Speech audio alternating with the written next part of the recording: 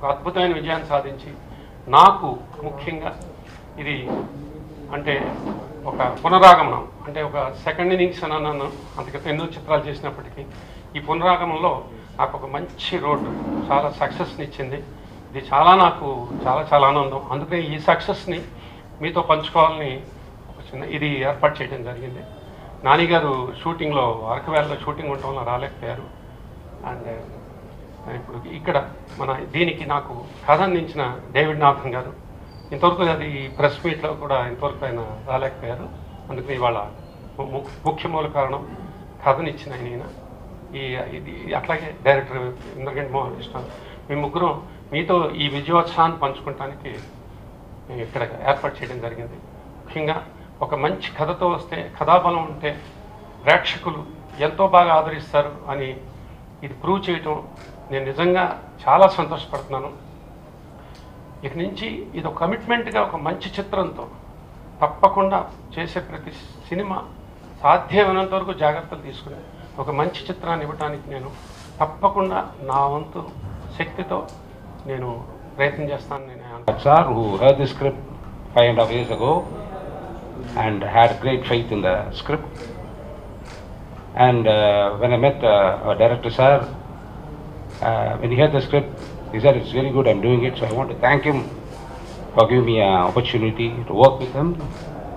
And I also want to thank Mr. Nani. The minute he heard the script, he said, it's good, I'm doing it.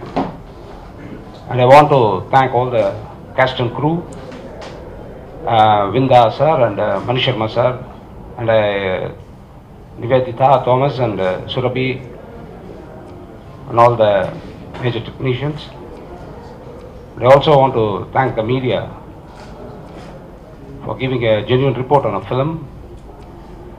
It is a huge success now. And above all else, I want to thank the audience who supported us. Thank you. Thanks for coming. ఇందాక కృష్ణప్రసాద్ గారు చెప్పినట్టు 10 రోజులు 15 రోజులు 25 రోజులకి కూడా మనము దాదాపు 50 రోజులు 100 రోజుల్లాగా పండగ జరుపుకుని పోస్టర్స్ మీద వేసుకునే రోజుల్లో ఇటువంటి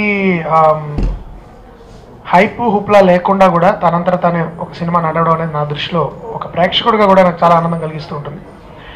జెంటిల్మెన్ అనేది నాకు చాలా స్పెషల్ ఫిల్మ్ అండి. ఎందుకంటే నానితో నేను 2008లో అష్టాచమ్మా చేసిన తర్వాత మళ్ళీ 8 ఏళ్ల తర్వాత నేను నాని కలిసి పనిచేసాము ఈ సినిమాకి. ఈ మధ్యలో ఎప్పుడు కూడా నాకు ఒక వినూత్నమైన కథ చేయాలి, నానితో చేస్తే మళ్ళీ మీ ఇద్దరం కలిసి పనిచేస్తే వేరేగా ఉండాలి, అష్టాచమ్మాని ఏదో క్యాష్ చేసుకున్నట్టు ఉండకూడదు అని తను కూడా భావించడం జరిగింది. అయితే తను చాలా ఒడిదుడుకులు ఎదుర్కొన్నాడు తన కెరియర్లో. ఎదుర్కొని తను ఎవడే సుబ్రహ్మణ్యంతో కొంచెం ఊపిరి పీల్చుకుంటున్న టైంలో నేను డేవిడ్ గారిని నాని దగ్గరికి పంపించడం జరిగింది. ఈ కథ విను నాని, ఇదేదో నాకు చాలా కొత్తగా ఉంటుంది అనిపిస్తుంది, నీకు మన ఇద్దరం కలిసి చేస్తే రండి చేయాలి అని నేను పంపించడం జరిగింది.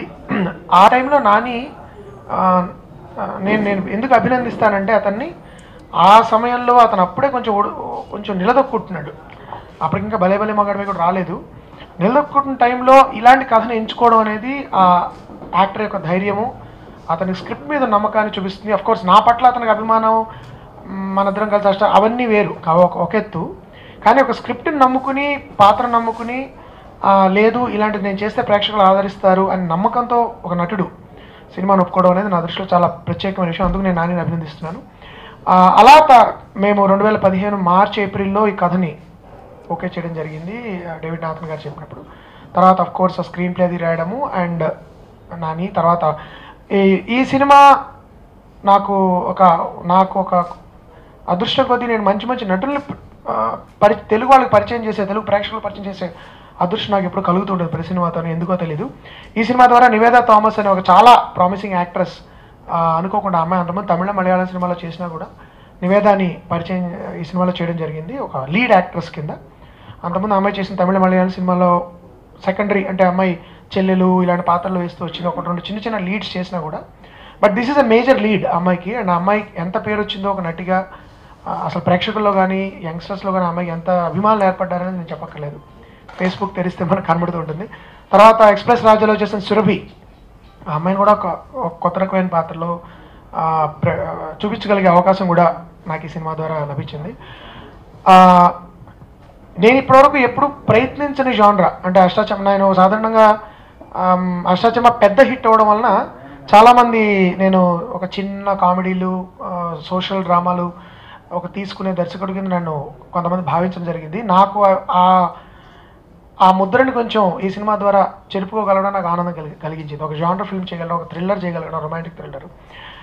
అయితే ఈ సినిమాని చేసేటప్పుడు కథ నాకు నన్ను డేవిడ్ నాథన్ గారు నా దగ్గరికి తీసుకొచ్చింది కృష్ణప్రసాద్ గారు. అంటే ఆయన ఒక కథ ఉంది వినండి అని. ఆ కథ విన్నప్పుడు నేను ఆయనతో అన్నాను, సార్ నేను ప్రొడక్ట్ చేసే సినిమాలను ఒక పరిమితిలో తీసినవి, దీనికి కొంచెం ఎక్కువ ఖర్చు అయ్యేలా ఉంది, ఎందుకంటే దీనిలో రకరకాల అంశాలు ఉన్నాయి, అంశాలు మరి గ్రాండ్గా చూపించకపోతే అప్పీల్ ఉండకపోవచ్చు అని. అయినా కూడా కృష్ణప్రసాద్ గారు అప్పుడున్న పరిస్థితిలో మళ్ళీ కంబ్యాక్ అని చెప్పారు. ఆ పరిస్థితిలో కూడా ఆయన ఎక్కడ వెనకాడకుండా దీనికి నా కెరియర్లో అత్యంత స్మూత్గా జరిగిన అష్టాచమ్మ తర్వాత ప్రాబబ్లీ గోల్కొండ హై స్కూల్ తర్వాత అత్యంత స్మూత్గా జరిగిన షూట్ అని చెప్తాను ఇది. ఎటువంటి ఒడిదుడుకులు లేకుండా, ఎటువంటి మనస్పర్ధలు కానీ లేకపోతే గొడవలు కానీ లేకుండా, టెన్షన్స్ లేకుండా మేము చాలా కష్టపడి నేను నా డైరెక్షన్ టీము చాలా కష్టపడ్డాం ఈ సినిమాకి. అయినా కూడా ప్రొడక్షన్ సైడ్ నుంచి కూడా ఎటువంటి మాకు షూటింగ్ పరంగా ఎటువంటి అవరోధాలు లేకుండా జరిగింది. And of course the rest of the team, నా పీజీ విందా కానీ లేకపోతే మార్తాండ్ గారు ఎడిట్ చేశారు, రవీందర్ ఆర్ట్ డైరెక్టరు, నానికా. ఈ స్టోరీ విన్నప్పుడు డివిజనల్ స్టోరీ అనుకున్నాను. తర్వాత యూత్ఫుల్ ఎంటర్టైన్మెంట్ కూడా ఉంటుంది. అండ్ డివిజనల్ అంటే అయ్యప్ప స్వామి మీద ఇప్పుడు ప్రెసెంట్. హలో అండి, నేను వెన్నెల కిషోర్. మన ఆటాడుకుందాం రా cinema audio August 5th release అవుతుందండి. We all excited. Anoop Rubens garu songs ఇచ్చారు మీకు, సో ఆయన గురించి తెలియని వాళ్ళు ఉండరు. So I love his BGMs, really looking